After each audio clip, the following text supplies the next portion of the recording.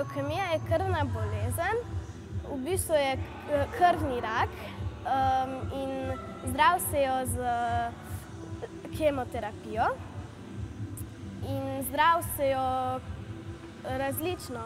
Jaz sem se zdravila, dobila sem jo pri 4 letih. Dobila sem vročino in smo šli k zdravniku. In potem so ugotovili napako na krvi in so me takoj poslali v Ljubljano. In tam so ugotovili, da imam krvnega raka oziroma levkemijo.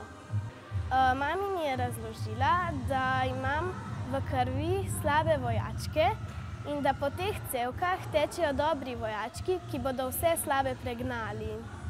In tako bom ozdravela. Da imam levkemijo, mi je razložila v svoji sobi. Povedala mi je, da edino, kar bo hudo, bo to, da mi bodo izpadli lasje. Na začetku sem imela pa zelo dolge in potem, ko sem izvedela, da mi bodo izpadli, sem si jih morala postrišti. Potem so mi res začeli spadati.